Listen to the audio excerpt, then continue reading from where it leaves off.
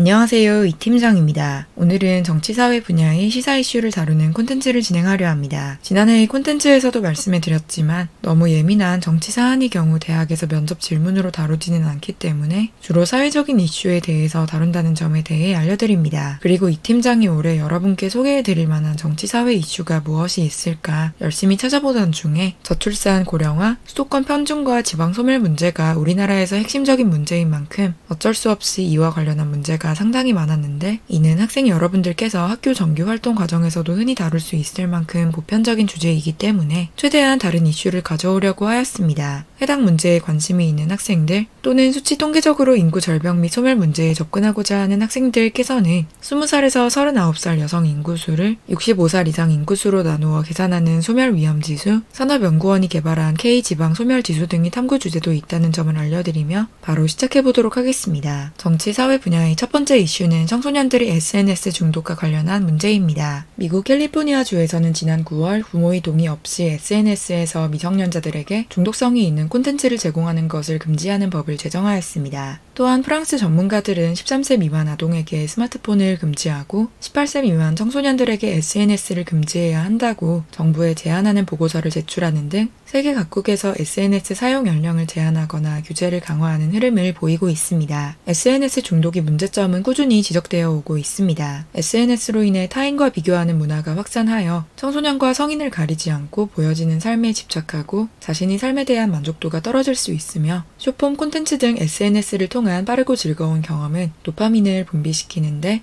더 강렬한 자극을 줬는 도파민 중독을 유발할 수 있는 것입니다. 점차 자극적인 콘텐츠에 익숙해진 뇌는 산책을 하며 선선한 바람을 맞는 등의 일상에서의 소소한 행복은 즐거움이라고 느끼지 않을 수 있으며, 이러한 현상을 팝콘 브레인이라는 단어로 설명하기도 합니다. 특별히 청소년들의 경우 신체적, 정신적으로 성인들보다 미성숙하기 때문에 중독과 같은 SNS의 부작용에 더욱 취약할 수 있습니다. SNS 중독은 직관적으로는 여러분이 학업을 정상적으로 수행하는 데 지장을 줄 것이며, SNS 중독으로 인한 수면 부족은 신체 정신적 발달을 해치며 여러분의 건강에 악영향을 미칠 것입니다. 미국 보건당국에서는 하루 3시간 이상 SNS를 사용하는 미성년자들은 우울증, 불안장애처럼 정신건강 악화 문제를 겪을 가능성이 2배나 높아진다는 연구 결과를 발표하기도 했습니다. SNS 중독 같은 경우에 사실 일반적으로 약물 치료를 시행하지는 않는 편으로 여러분께서 의식적으로 SNS 이용 시간을 줄이는 것이 최선의 해결 방법입니다. 가정 및 학교에서 스마트폰을 규제하는 방안도 있겠지만 청소년기 외부의 과도한 통제는 오히려 역효과를 빚을 수 있기 때문에 청소년이 자발적으로 이를 관리할 수 있도록 교육할 필요가 있겠습니다. 그리고 청소년이 SNS 중독에 빠지는 원인 중 하나가 청소년이 학업이나 학교생활 등으로 인한 전반적인 스트레스에 대한 도피처로